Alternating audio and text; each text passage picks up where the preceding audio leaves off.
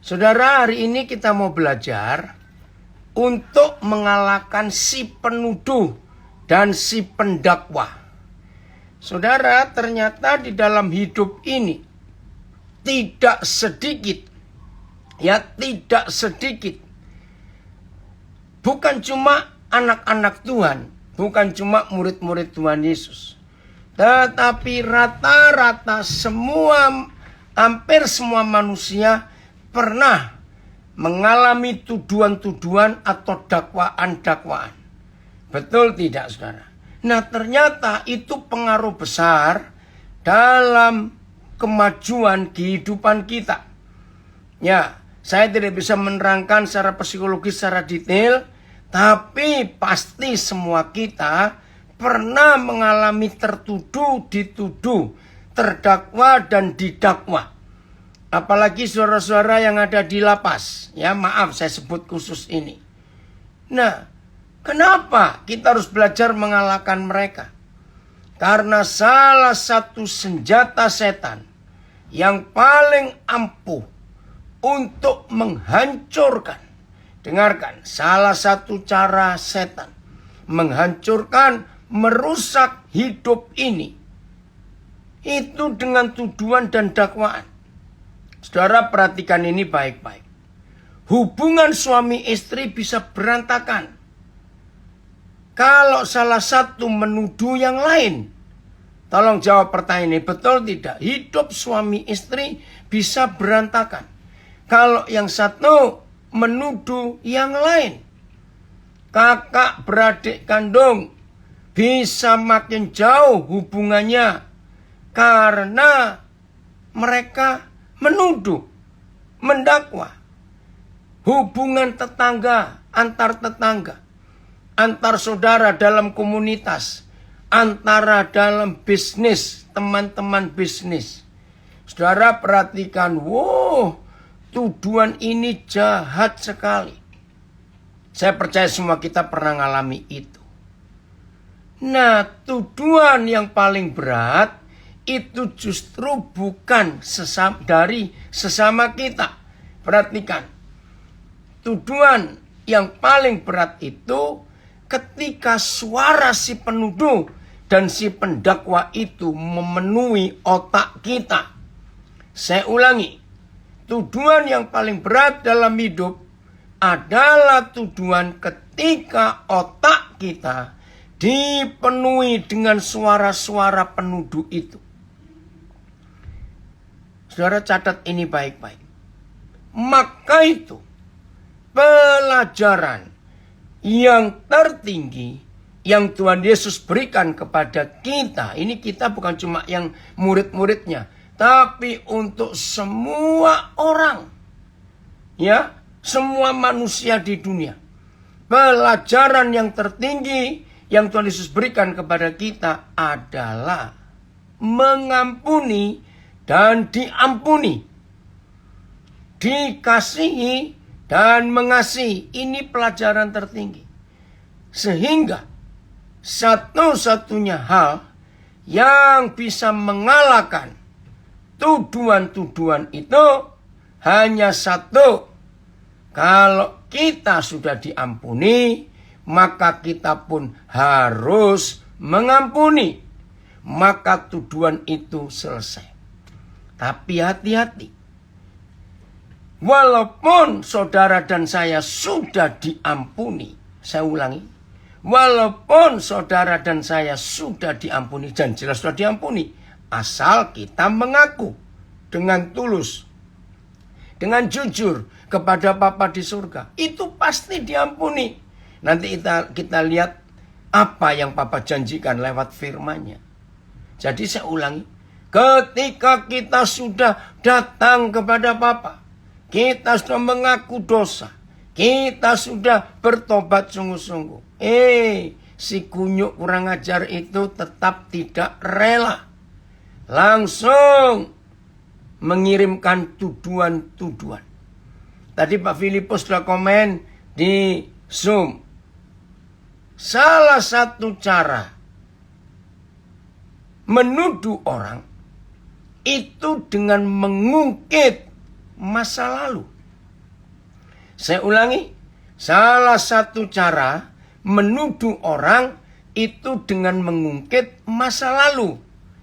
Nah, ketika suami istri tidak mau mengampuni dan tidak mau diampuni, kakak beradik, saudara, tetangga, dalam gereja, dalam komunitas, dalam bisnis, ketika tidak mau mengampuni dan tidak diampuni, jadi kalau kita bersalah, orang lain mengampuni kita.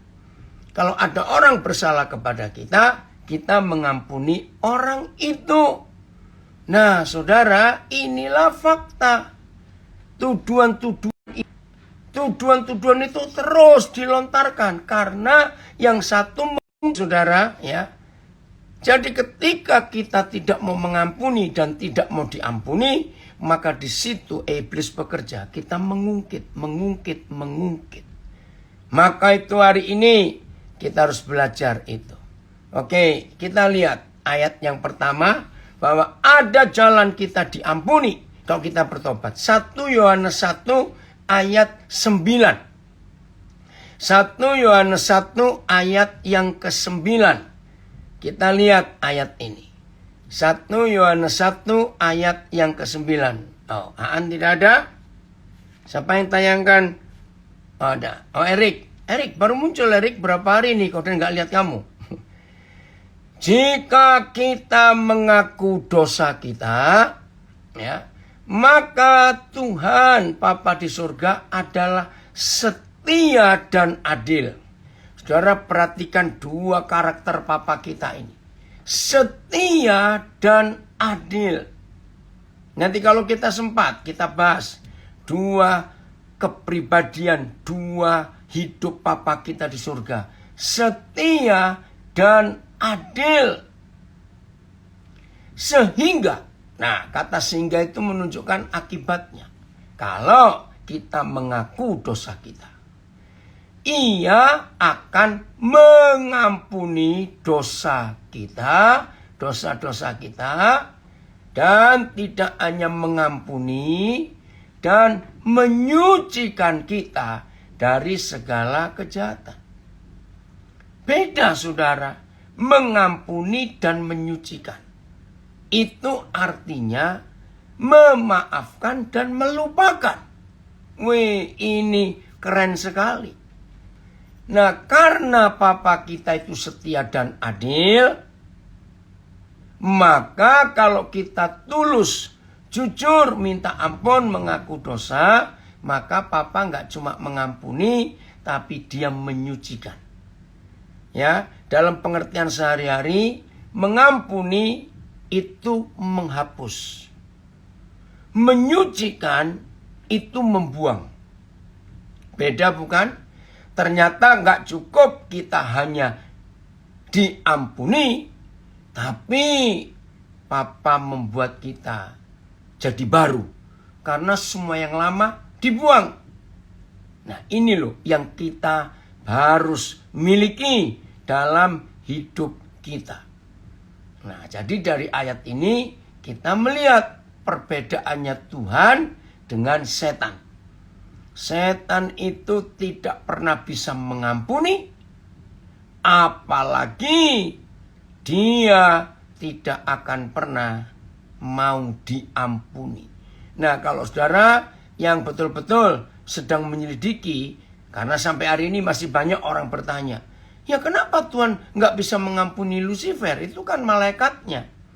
Saudara, di dalam Ibrani pasal 6 dituliskan bahwa kalau ada orang menginjak-injak darah perjanjian sengaja, karena satu-satunya alat, kalau saya pakai alat, yang menghapuskan dosa kita, nggak cuma mengampuni, itu cuma darah Tuhan Yesus.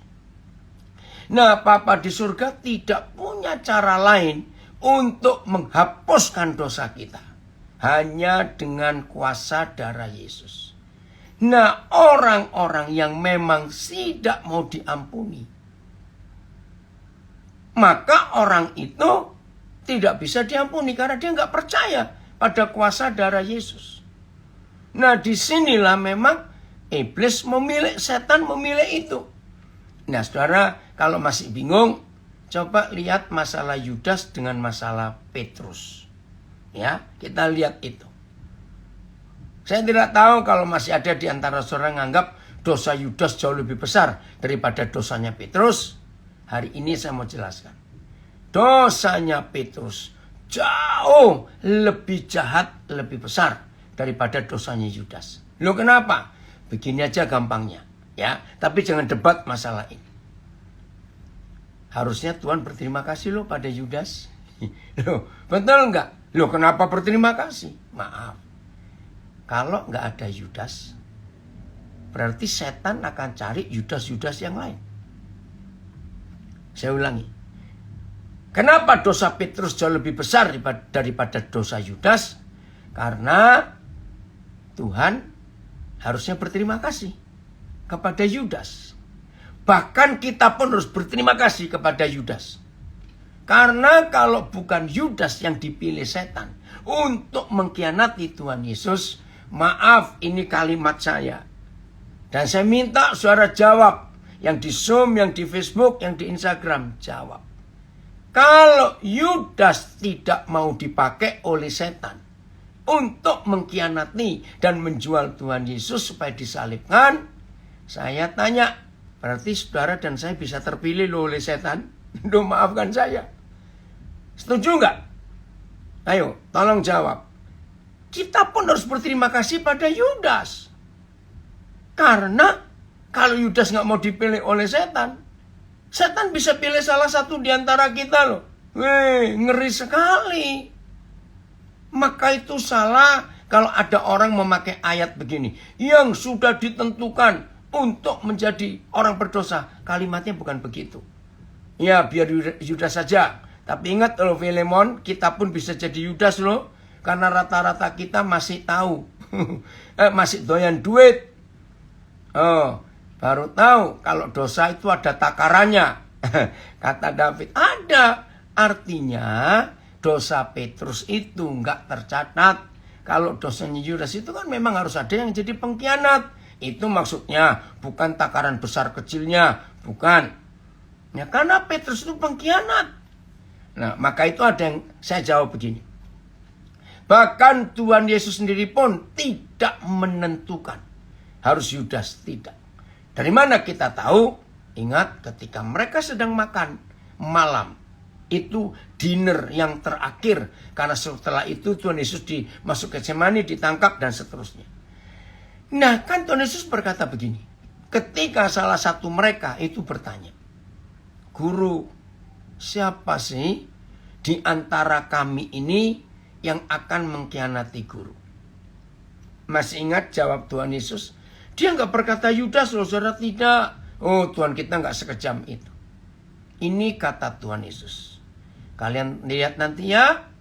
Siapa yang barengan tanganku mencelupkan makanan ini ke kuah. Ya, kalau kita itu kuah supnya itu loh, ke supnya. Dialah yang menyalibkan aku. Saudara, Yudas kan dengar juga. Maaf. Kalau saya jadi Yudas dan memang sengaja saya mau mengkhianati Tuhan Yesus, wajar nggak saya berpikir gini? Ya udah, aku tunggu aja. Nggak mau barengan mencelupkan makanan ini ke sup ini, ke kuah ini. Ngerti pertanyaan saya, saudara? Yudas sudah dengar sendiri kok. Tapi ini ngeri betul. Kalau dipilih oleh iblis itu ngeri. Dan iblis selalu mencari sarana. Selalu mencari. Maaf, saudara. Dan salah satu sarana yang dicari oleh iblis untuk memakai manusia. Kalau memang dasar hati orang itu sudah jahat. Salah satu, duit, uang terus yang dipikir. Orang itu gampang dipilih oleh iblis. Dan lihat dunia sekarang. Lihat ini, saudara. Setelah penemuan Universitas Gajah Mada, Genose, tes ya untuk mengetahui apakah orang itu positif atau tidak, ya toh Genose. Murah. Alatnya memang 60 juta sekian sekali beli. Tapi bayar tesnya kan cuma berapa? 10 ribu, 15 ribu. Nah, kenapa banyak yang protes? Karena duit. Bayangkan tes antigen itu paling murah 150. Paling murah. Kalau swab bisa 800 ribu. Tapi dengan Genose ini buatan anak bangsa. Nah, karena duit. Begitu pula plasma darah konvalesen sudah ditemukan. Tapi kenapa orang sibuk dengan vaksin? Karena duit. Wih, ngeri sekali. Saudara, kalau kita melihat fakta ini, orang mati di masa COVID ini pun jadi bisnis. Contohnya, berapa kali kasus terjadi. Keluarga perang di rumah sakit. Karena yakin keluarga yang meninggal ini bukan karena COVID, sakit biasa. Tapi dipaksa, enggak ini COVID. Maaf, enggak semuanya ya, enggak semuanya. Karena pemerintah menyediakan dana. Menguburkan satu jenazah COVID, itu harus dikeluarkan uang sekian puluh juta. Untuk APD-nya, untuk semua. Nah, uangnya itu ada. Disinilah kejahatan itu. Maka itu jangan pernah mau jadi alat iblis. Periksa hati kita terus. Jadi saya ulangi lagi. Kalau Yudas itu saya sudah dengar Tuhan berkata, yang mengkhianati aku, yaitu yang bareng aku menyelupkan makanan ini ke mangkok atau ke kuah. Nah, saya kan jaga-jaga dong. Saya ngawasin terus kapan dia nyelupkan, kapan dia nyelupkan. Tapi setan tetap setan. Nggak tahu bagaimana kok bisa barengan juga. Nah, saya harap saudara mengerti konsep ini. Jadi Tuhan tidak pernah menentukan Yudas harus mengkhianati. Itu pilihan dia. Begitu ya. Maka itu dalam hidup ini saudara, kita harus tahu pengampunan, mengampuni dan diampuni itu perkara hebat sekali. Nah, dosanya Petrus nggak ditolerir karena menyangkal. Maka itu Markus menulis pakai sumpah. Aku nggak pernah kenal orang itu. Kejam sekali. Masih ingat ya di Injil Markus? Maka itu saudara, hari ini kita harus menyadari apa dan kemana hati kita ini kita arahkan. Apa yang mempengaruhi hati kita ini. Bahkan kepada saudara-saudara, ya, tidak sedikit dituduh oleh setan dengan ayat yang tertulis di 1 Yohanes. Ya, nanti cari sendiri. Semua dosa bisa diampuni, kecuali satu dosa, menghujat Roh Kudus. Nah, kurang ajarnya setan, saudara. Ayat itu dipakai oleh si kunyuk itu untuk menuduh. Dosamu gak diampuni karena kamu menghujat Roh Kudus. Ingat, dosamu gak bisa diampuni karena kamu menghujat Roh Kudus. Saudara, itu salah satu bentuk tuduhan iblis. Lepaskan. Jangan mau terima tuduhan itu. Memang ada ayatnya yang menghujat Roh Kudus. Tapi kalau kita gak menghujat Roh Kudus, ya ngapain panik? Nah, muncul lagi. Ya tapi mungkin aku lupa kalau aku pernah menghujat Roh Kudus. Nah, ini bentuk-bentuk tuduhan-tuduhan iblis itu. Mungkin kita bisa lupa. Mungkin. Karena kita manusia.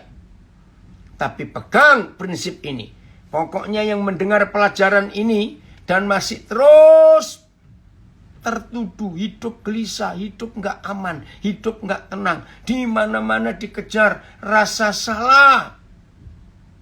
Hari ini dengarkan firman Tuhan ini.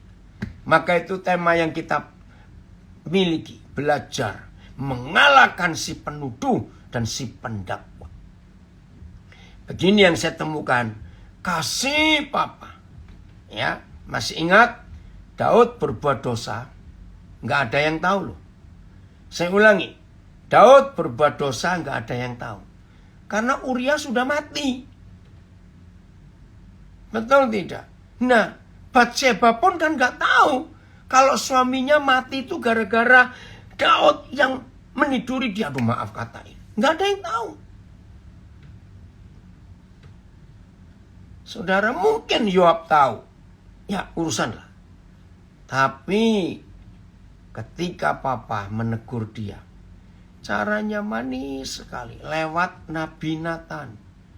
Dan begitu Nathan datang, nggak bilang, hei kamu pembunuh, hei kamu pezina. Enggak. Nabi Nathan dengan halus sekali. Raja, ada masalah di antara rakyat. Oh ya, masalah apa? Masih ingat ya? Nanti saudara cari. Ya, begini. Ada salah satu keluarga di rakyat kerajaan ini terima tamu. Dan keluarga ini kaya. Nah, tamunya mau dijamu.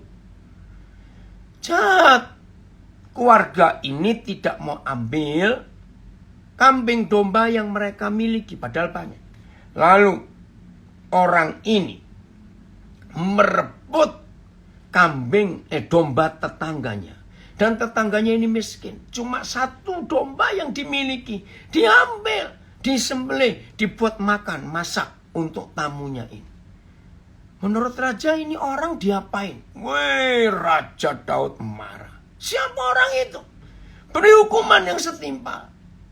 Saudara, Nathan dengan lembut menyampaikan, itulah engkau raja.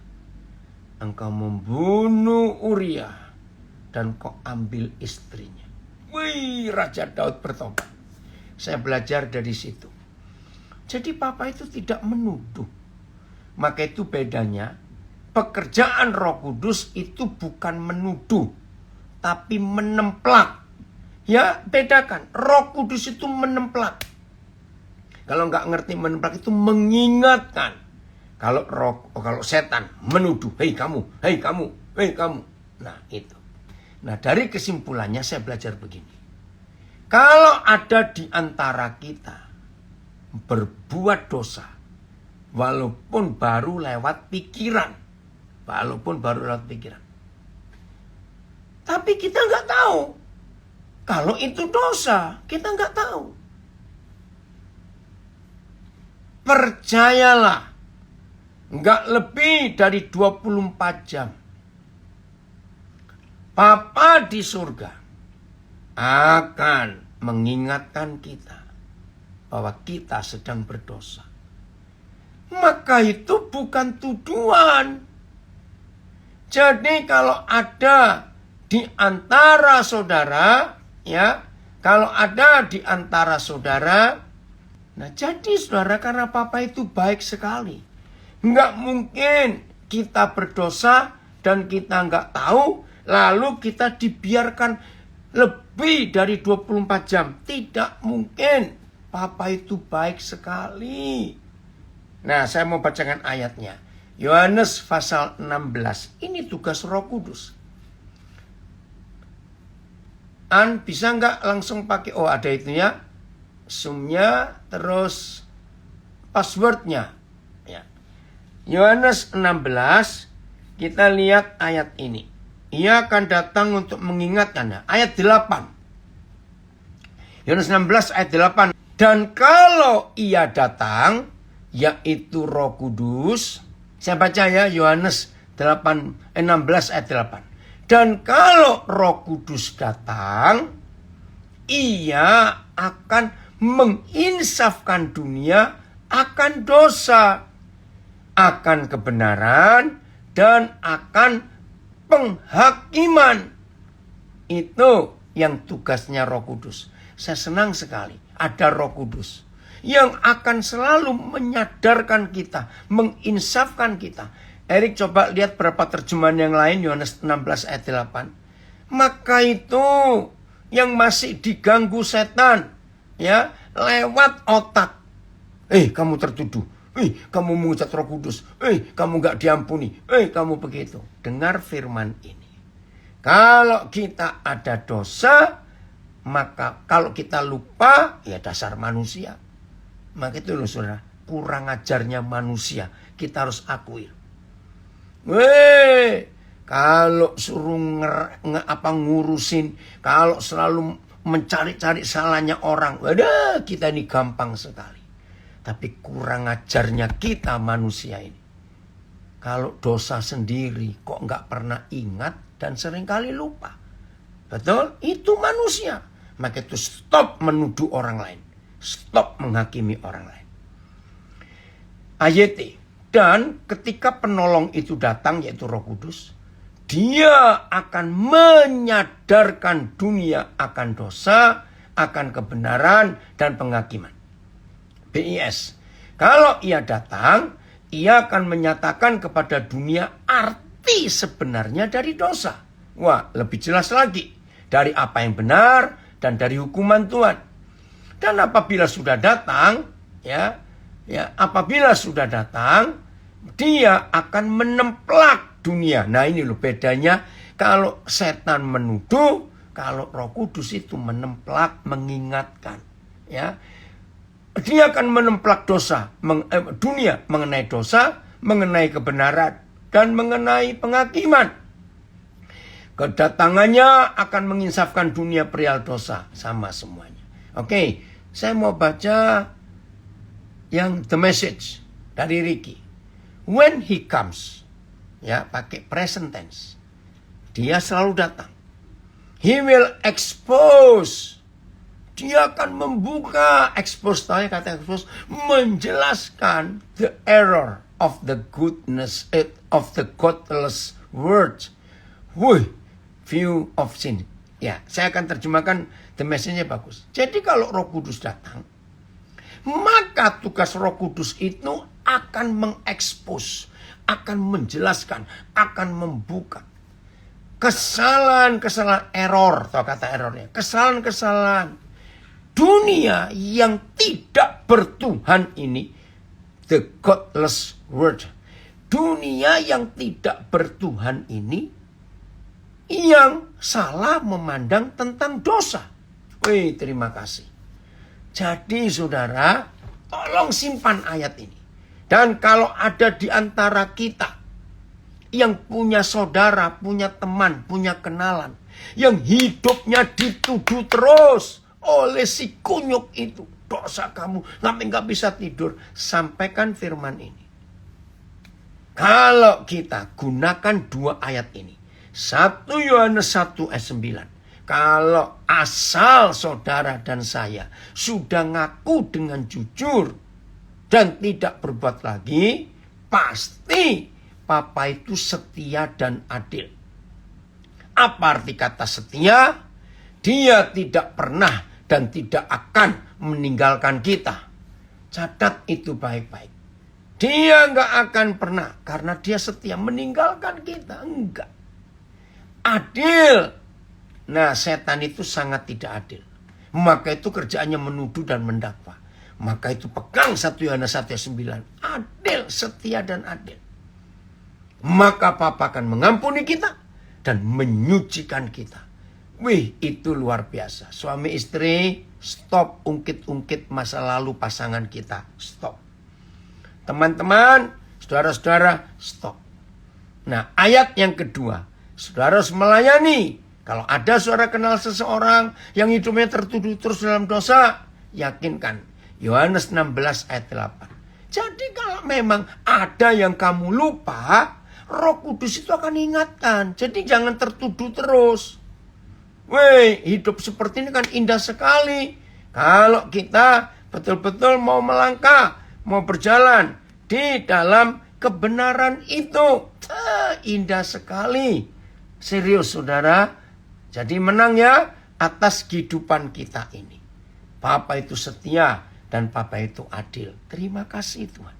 Untuk apa yang Tuhan buat dalam kehidupan ini. Tuhan kita sangat baik. Papa kita adil dan setia. Itu janji yang luar biasa yang Tuhan percayakan buat kita semuanya.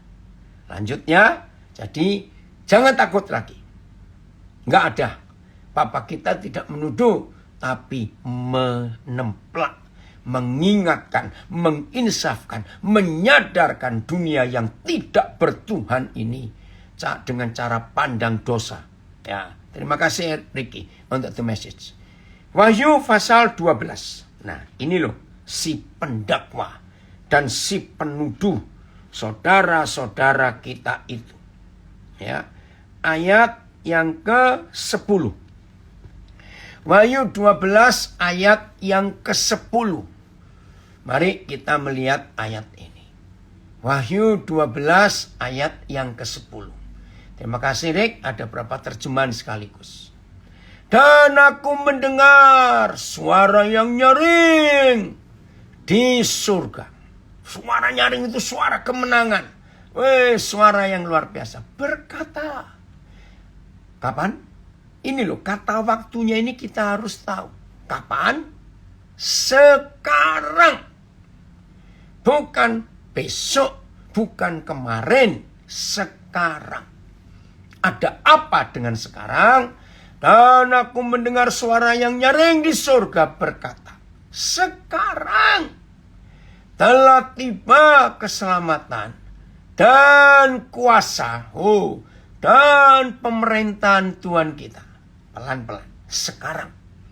Berarti kalau kita baca besok, sekarang. Kita baca 10 tahun yang lalu, juga sekarang. Kapan saja dibaca, tetap sekarang.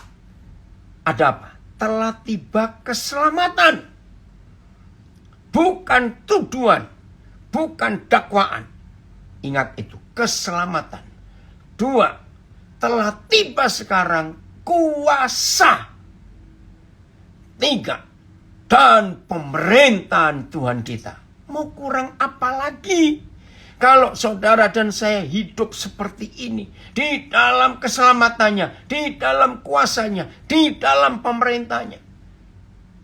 Dan diulangi lagi, kekuasaan dia yang diurapinya. Ini janji yang hebat. Karena, lagi sekali, tensesnya perhatikan. Kata waktunya perhatikan. Telah. Karena telah dilemparkan ke bawah. Ke bawah itu artinya neraka.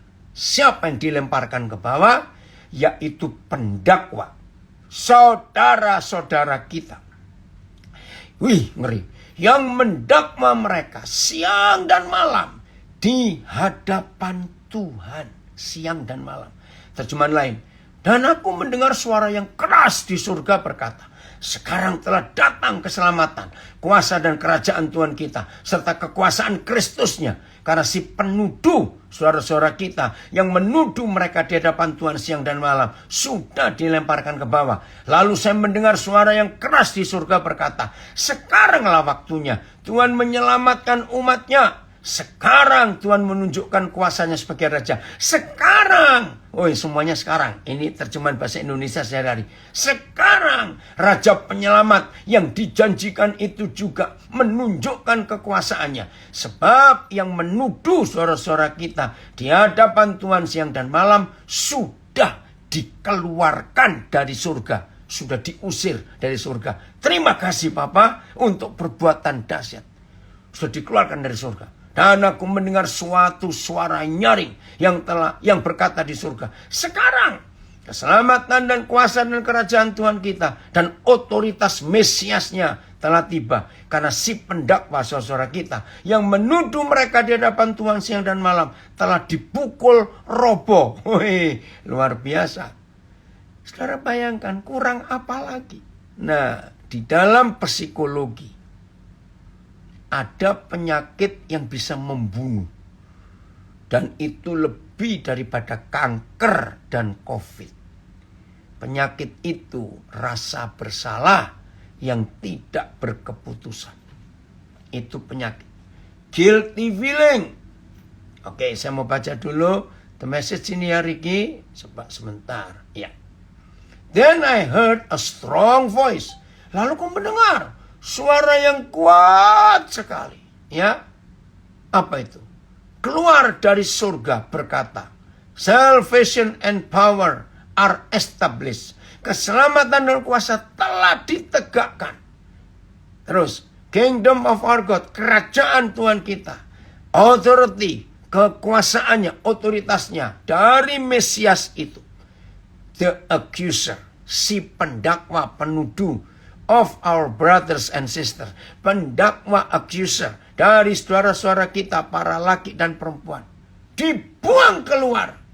Yang menuduh mereka siang dan malam di hadapan Tuhan. Terima kasih Bapak. Saudara bayangkan. Kalau si penuduh itu sudah dikeluarkan, diusir dari surga. Kalau si pendakwa, saudara-saudara kita siang dan malam terus di hadapan Tuhan. Dia begitu, dia begitu, dia begini, dia begini. Stop. Sekarang saya balik. Tuhan ampuni kami. Dengar baik-baik. Jangan pura-pura enggak dengar. Siapa di antara kita yang masih suka pakai telunjuk kita menunjuk orang lain, berarti orang itu antek-anteknya si setan yang sudah diusir dari surga dalam nama Yesus. Saya berkata, saya ulangi lagi.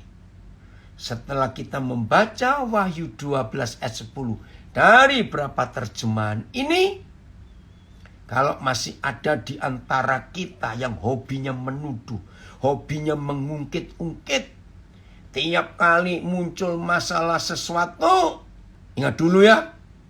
Ingat itu hutangmu tahun 2007 belum kamu bayar. Ingat ya, kamu dulu pernah begini. Maaf. Kalau ada di antara kita yang tetap menuduh saudara kita, istri nuduh suami, suami nuduh istri, menantu menuduh mertua, kakak, adik, dan banyak lagi yang lain. Stop. Saya mau ngomong. Orang itu adalah antek-anteknya si penuduh. Orang itu adalah alatnya si penuduh. Yang sudah diusir keluar dari surga. Dan yang sudah dilemparkan. Maka itu stop menuduh. Jadi, jangan mau dituduh dan jangan mau jadi agennya si penuduh. Jadilah agen-agen pendamai dari Raja Damai itu. Saudara serius, woi, kalau kita itu bisa hidup penuh kemenangan seperti itu. Papa, terima kasih. Sungguh, Tuhan itu baik. Maka itu kuasa pengampunan itu dahsyat. Mengampuni. Hidup itu lega. Saudara, hari ini bebaskan dirimu. Kalau masih ada yang tertuduh. Bahkan seorang pembunuh sekalipun. Ya. Bahkan seorang pembunuh sekalipun. Ya sudah. Bertobatnya dan jangan membunuh lagi. Yang sudah berzina, bertobat, jangan berzina lagi. Bapak mengampuni. Setan itu pura-puranya gini loh. Maaf ya kalau ada pembunuh. Kamu gak kasihan tuh. Anak istrinya atau suaminya. Orang tuanya lihat. Bagaimana susahnya. Saudara, katakan memang aku salah. Aku membunuh dia. Sehingga sekarang keluarganya susah. Tuhan tolong aku. Ampuni aku. Dan mampukan aku. Untuk bisa buat sesuatu kepada keluarganya. Walaupun caranya nggak tahu bagaimana. Pasti Roh Kudus akan tolong. Pasti saudara, pasti. Ini yang kita harus kerjakan dalam hidup ini. Nah, sekarang kita melangkah. Bagaimana firman Tuhan membuat kita, ya, bagaimana firman Tuhan membuat kita bisa menjadi pengampun, forgiver, not accuser. Ya. Ada yang berdoa di Facebook, ajar kami Papa untuk berhenti menuduh dan mengampuni diri sendiri dan orang lain. Roh Kudus mampukan kami untuk melupakan masa gelap kami. Amin. Papa mendengar doa ini. Ayo saudara, mulai hari ini kita semuanya betul-betul hidup dalam kemenangan dan kemerdekaan dari rasa bersalah, berdosa. Hebat Papa kita di surga. Matius 6 ayat 14-15. Matius 6 ayat 14-15. Ya. Ada komen lagi. Jelas nyata penyakit rasa bersalah bisa buat orang meninggal tiba-tiba. Seperti saat-saat ini banyak terjadi. Orang meninggal mendadak karena hal rasa bersalah. Bersalah atas dosa anaknya, bersalah karena dosa pasangannya, yang mengakibatkan penyakit bawaannya timbul. Ditambah suasana COVID ini, di mana ketakutan dan rasa bersalah selalu menghantui. Amin. Dengan firman ini lebih membuka pencerahan ini. Puji Tuhan. 14-15. Karena jika kamu mengampuni kesalahan orang, Bapamu yang di surga akan mengampuni kamu juga. Tetapi jikalau kamu tidak mengampuni orang, Bapamu juga tidak akan mengampuni kamu. Ya, nanti saya jawabnya dari Lapas Lampung. Ada yang tanya, saudara, suatu hari ada seorang bapak ya, datang kepada saya. Ini orang Kristen loh. Saya tahu dia cukup rohani hidupnya, tapi saya tidak menyangka kalau dia marah kepada Tuhan. Aduh, kira-kira sudah 11 tahunan yang lalu. Saya nggak ketemu lagi. Tapi saya berharap Tuhan betul-betul mengampuni. Jadi begini. Suatu hari dia datang kepada saya diskusi tentang 2 ayat ini. Matius 6, 14 dan 15. Saya nggak tahu maksudnya, saudara. Saya nggak tahu. Kenapa? Ternyata begini. Dia marah kepada Tuhan. Kenapa ada firman ini loh? Matius 6 ayat 15. Tetapi jikalau kamu tidak mengampuni orang, Bapamu juga tidak akan mengampuni kesalahanmu. Jadi dia protes kepada Tuhan. Ya, dia protes. Protesnya begini. Loh, saya ini kan punya dosa. Dan saya datang kepada Tuhan untuk mengaku dosa dan minta ampun. Tapi saya terganjal dengan ayat 15 Matius 6. Loh, kenapa? Saya tidak tahu. Karena saya punya musuh yang dendam saya nggak habis-habis. Loh, kok sebegitu? Iya, Pak Pendeta nggak tahu betapa dia merusak hidup kami, menghancurkan bisnis kami. Sekarang lihat keluarga kami morat-marit, kami jatuh miskin. Aduh, saya cerita lagi, sampaikan firman, nggak mempan. Terus kalimat terakhir yang buat saya kaget. Ya sudah kalau begitu, saya lebih baik masuk neraka nggak diampuni. Karena bajingan yang satu itu. Oh Tuhan. Saya bilang, Pak, jangan sadis itu. Nggak peduli. Bapak cuma bisa ngomong. Tidak tahu perasaan saya. Kelakuan orang itu. Aduh saudara. Saya memang bisa merasakan ya. Bagaimana dia hancur karena kelakuan orang itu. Bisnis hancur, keluarga hancur.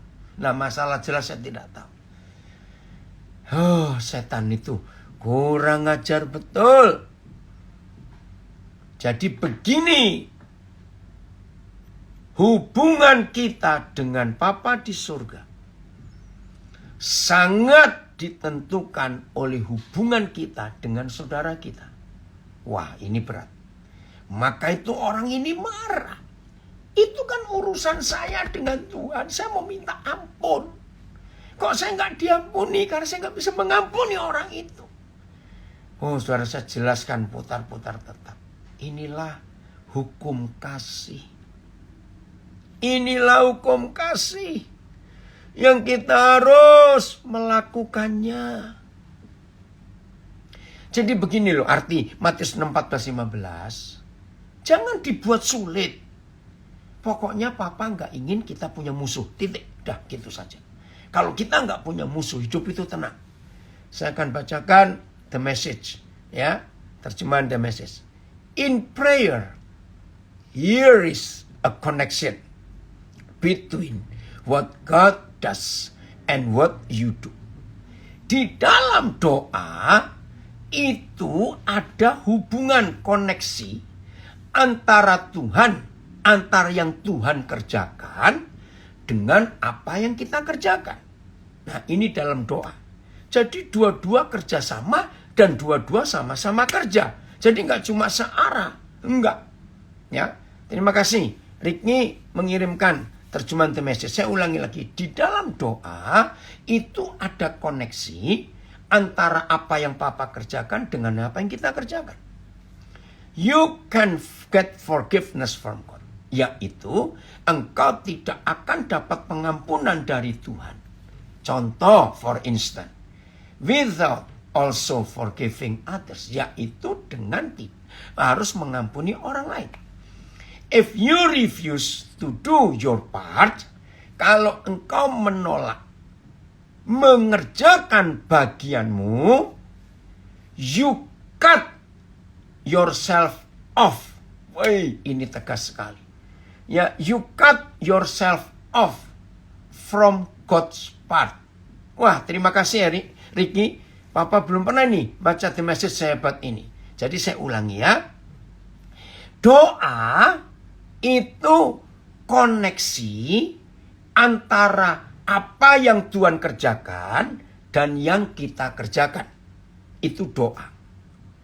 Nah, jadi saudara tidak dapat menerima pengampunan dari Tuhan sebelum saudara juga mengampuni orang lain.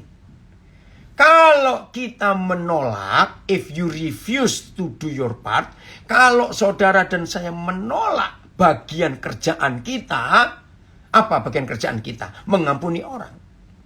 Berarti saudara memutuskan, memotong. Ini pakai kata cut off. Cut off itu menyembelih. Cut off itu membelah. If you refuse to do your part, you cut yourself off. Jadi seorang itu memutuskan tubuhnya, hubungannya di dalam bagian Tuhan. Luar biasa firman ini.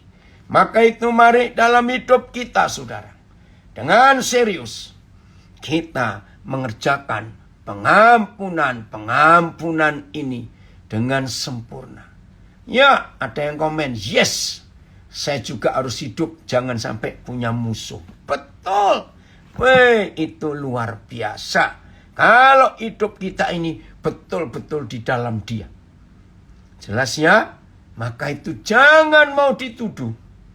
Juga jangan mau menuduh. Karena kalau kita menuduh, itu berarti kita menganggap orang itu masih bersalah. Dan kita tidak bisa terima pengampunan dari Tuhan. Weh, ngeri sekali. Maka itu hari ini lakukan ya. Apa yang Tuhan kerjakan lewat kehidupan kita ini. Itu akan menyenangkan sekali. Terima kasih Bapak. Terima kasih. Yohanes 20 ayat 23. Yohanes 20 ayat 23. Luar biasa betul. Oh, terima kasih Tuhan. Haleluya. Yohanes 20 ayat 23. Ada yang tanya, Pak, kalau kita sudah memaafkan orang, tapi kita nggak mau berurusan dengan orang tersebut, itu termasuk sudah mengampuni apa belum? Belum. Berurusan nggak usah. Tapi, ayo ketemu ngajak makan. Nah, ini pertanyaan anak saya bagus sekali. Jadi ternyata begini. Ya sudah, kita nggak ada urusan lagi. Apalagi urusan bisnis, jangan. Tapi saudara tetap. Ya, sekali-sekali lah ajak makan. Jangan 10 tahun sekali, kelamaan. Ya, ajak makan. Nggak usah ngomong urusan macam, ayo kita makan yuk. Nah, itu namanya melupakan dan kita nggak ada dendam. Bagaimana Pak Pendeta kalau ibu kita sering ngungkit-ngungkit masa lalu padahal dia mengerti firman? Nah, jawabannya, pertanyaannya salah. Orang yang ngerti firman tidak mungkin ungkit-ungkit masa lalu. Berarti ibu belum kenal firman. Walaupun rajin ke gereja, walaupun rajin baca Alkitab, rajin dengar khotbah, tapi kalau tidak melakukan firman, berarti belum kenal. Apalagi suka ungkit-ungkit. Saya baca terjemahan ini ya. Oh, ada komen lagi. Ada kemerdekaan dalam pengampunan. Memperjelas suara Bapa buat kehidupan kita. Dan memudahkan untuk taat kepada firman-Nya. Amin. Yohanes 20:23. Jikalau kamu mengampuni dosa orang, dosanya diampuni. Dan jikalau kamu menyatakan dosa orang tetap ada, dosanya tetap ada. Jika kamu mengampuni dosa seseorang, dosa orang itu diampuni. Jika ada orang yang dosa-dosanya tidak kamu ampuni, dosa mereka tidak diampuni. Saya itu takut dengan ayat ini loh saudara. Terjemahan lain, BIS. Kalau kalian mengampuni dosa seseorang, Tuhan juga mengampuninya. Kalau kalian tidak mengampuni dosa seseorang, Tuhan juga tidak mengampuninya. Seseorang yang kamu ampunkan dosa-dosanya, kepada mereka diampunkan. Seorang yang kamu tahan, dosa-dosanya tetap tertahan. Siapa yang kamu ampuni dosanya, dosanya diampuni. Tetapi siapa yang kamu katakan bahwa dosanya tetap, maka dosanya tetap tidak diampuni. Tuhan tolong kami. Saudara serius loh. Tidak ada agama apapun di dunia seperti Papa kita mengajar. Masih ingat? Matius 16. Apa yang kamu ikat di dunia akan terikat di surga. Yang kamu lepaskan di dunia, kamu lepaskan di surga. Jadi begini. Kalau kamu melepaskan pengampunan atas seseorang yang berdosa, surga pun setuju melepaskan pengampunan. Tapi kalau kamu tidak melepaskan pengampunan, masih mengikat orang itu, maka surga pun mengikat. Tuhan. Jadi artinya saudara dan saya ini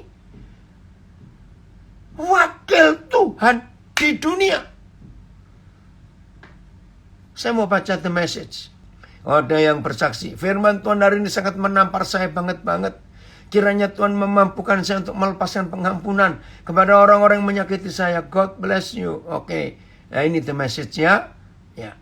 If you forgive someone sin, kalau engkau mengampuni dosa seseorang, they are gone for good. Maka dosanya itu pergi untuk selama-lamanya.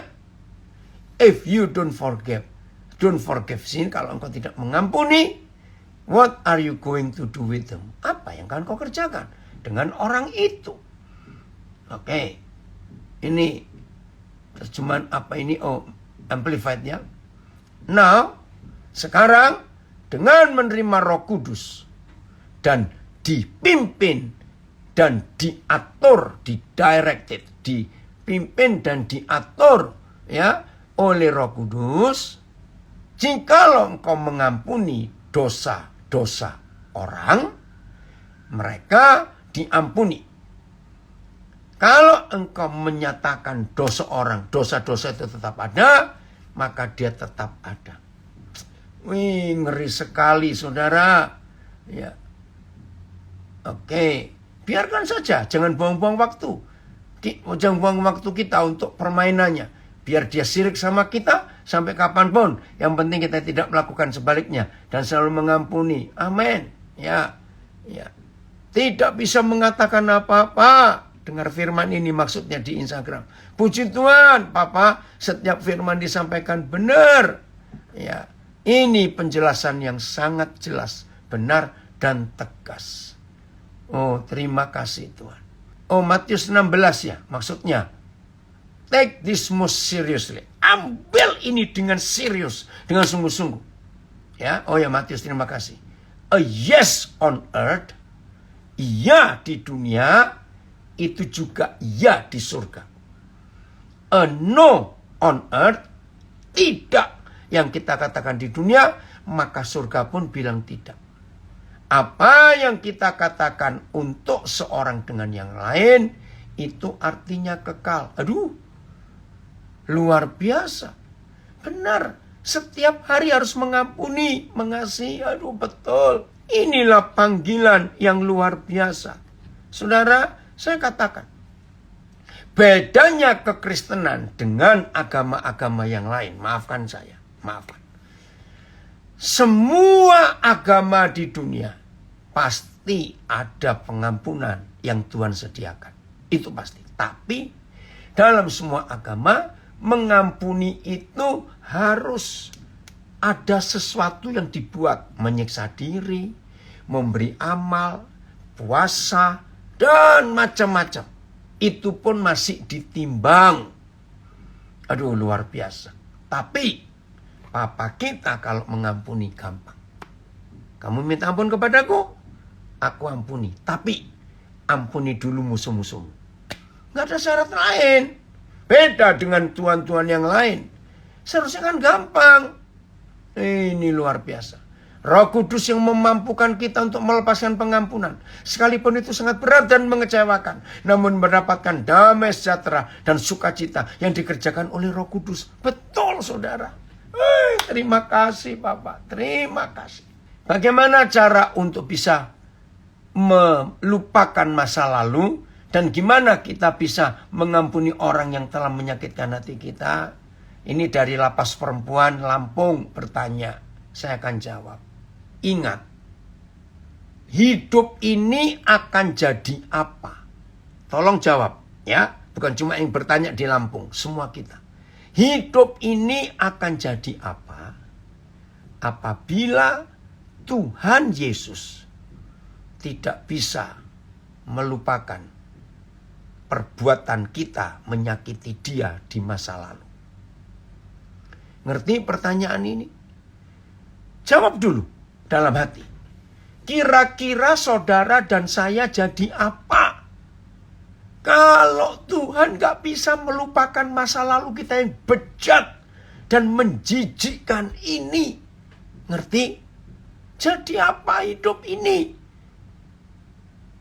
Nah, karena pengampunannya itu sempurna, maka itu dia melupakan masa lalu kita. Kalau kita yang nggak punya arti hidup, tetap di dalam dosa. Kalau Tuhan nggak mau melupakan kejahatan kita masa lalu. Nah, saudara yang bertanya dan semua kita pun harus buat itu. Kalau Tuhan sudah membebaskan kita, melupakan yang jahat-jahat, maka kita pun harus buat itu untuk orang lain. Lupakan, nggak usah diingat lagi. Mengampunannya sempurna atas hidup kita. Serius saudara. Ya itu. Oh, ada komen dari Facebook. Kalau kita tidak diampuni dan Tuhan tetap ingat-ingat masa lalu kita. Ini nih yang dari Lampung harus dengar. Ada komen di Facebook. Maka kita jadi rajanya setan, Pak. Weh, betul. Saya punya istilah saudara. Jangan tersinggung ya. Tapi ini telak, saya juga kaget waktu Roh Kudus memberitahukan itu. Daniel, ingat. Kalau kamu tidak bisa mengampuni saudaramu. Catat. Ini nggak ada ayatnya. Cuma saya dapat pernyataan dari Roh Kudus. Catat. Semua harus mencatat. Daniel, kalau kamu tidak bisa mengampuni saudaramu. Kamu itu lebih setan daripada setan. Puih. Maka itu saya diingatkan. Ketika Pak David Malindo jadi rajanya setan, betul. Tolong dicatat. Kalau saudara dan saya tidak mau mengampuni saudara kita, maka kita ini lebih setan daripada setan. Aduh Tuhan. Ngeri sekali. Kita harus bisa mengampuni orang yang bersalah pada kita. Karena itu hukum yang Tuhan beri kepada kita. Sebab kalau kita tidak mengampuni, maka Tuhan tidak mengampuni. Betul. Itulah hukum kasih. Aduh. Betul Senta. Kalau kita ini tidak mengampuni, tidak mau mengampuni, kita ini lebih setan. Lebih dari setan. Tuhan tolong. Ayat terakhir. Bagaimana cara? Oh, Arfan, kamu sudah sembuh ya? Ini anak saya yang di Bandung. Arfan sudah sembuh ya? Puji Tuhan. Nah, oh terima kasih Riki. Justru Papa mau buka ayat ini. Ternyata sudah dibuka oleh anak saya dari Bogor. Mazmur 103 ayat 12. Ini ayat yang terakhir. Udahlah, jangan mau tertuduh. Buang semua tuduhan. Merdekakan hidup. Pikiran-pikiran kacau. Buang dengan kuasa firman dan kuasa darah Yesus. sejauh timur dari barat. Demikian dijauhkan Bapa daripada kita, pelanggaran kita. Betul. Ini Yohanes Guntur, ini anak saya yang dulu pernah dibiak ya. Saya lupa ini karena ada nama Dwi Priadi. Mengampuni itu indah dan pintu berkat Tuhan tercurah, betul. Nah, saudara, ya, oke Rick, bisa pakai terjemahan lain juga enggak? Mazmur 103 ayat 12. Ini bagus sekali. Terima kasih Ricky, kamu tahu hati Papa. Ya, ada yang komen, waduh Koden, pertanyaannya langsung bikin sesak pernyataannya bikin sesak nafas. Thank you, diingatkan terus untuk melihat dari sisi Tuhan. Mind opening banget. Puji Tuhan. Oke. Sejauh timur dari barat, demikian dijauhkannya daripada kita pelanggaran kita. Seperti jauhnya timur dari barat, demikian juga dia menjauhkan kita dari pelanggaran-pelanggaran kita. Sejauh timur dari barat, semuanya sama. Nah, saya mau tunjukkan begini. Kenapa Papa nggak berkata dari utara ke selatan? Jawabannya, kalau titik utara ada kutub utara, titik selatan ada kutub selatan. Bumi kan bulat. Tapi kalau timur ke barat, kejar sampai capek. Kita nggak akan pernah ketemu titik barat itu mana, titik timur itu mana. Karena bumi ini bulat. Maka itu kalau ada orang percaya bumi datar, itu dari setan. Kalau bumi datar bisa ketemu ujungnya. Jadi surga, Papa membuang dosa kita, artinya dilempar jauh-jauh, nggak bisa dicari lagi. Oh, ini bahasa The Message-nya ya. God makes everything come out right. He puts victim back on their feet. Oh ya, jadi Tuhan itu kalau membuat apa-apa sudah dijauhkan betul-betul. Ya, standar pengampunan dari Bapa di surga ditentukan oleh respon hati kita. Apakah kita mau mengampuni atau tidak? Luar biasa. Aduh, terlalu banyak ini komentarnya. Saya nggak bisa baca satu persatu. Hebat Bapa kita di surga. Kalau kita mau hidup sungguh-sungguh, mengikuti dia, hidup itu enak. Lega loh saudara. Nah, terakhir saya katakan. Dunia tidak membutuhkan khotbah gereja. Dunia tidak butuhkan permainan musik gereja. Maaf. Dunia tidak butuh ibadah hari Minggu dari gereja. Dunia tidak butuh KKR, seminar-seminar yang wah-wah itu.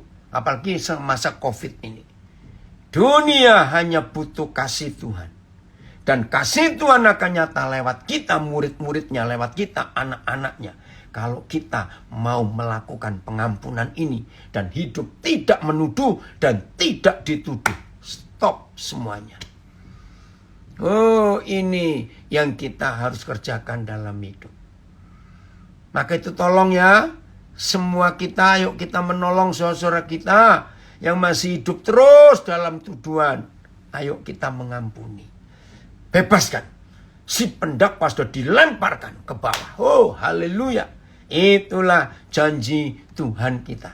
Nggak cuma dengar loh ya. Semua kita jadi pelaku firman. Haleluya. Dunia pasti berubah kalau kita melakukan ini. Terima kasih Bapak, terima kasih. Tuhan Yesus memberkati kita semuanya. Haleluya.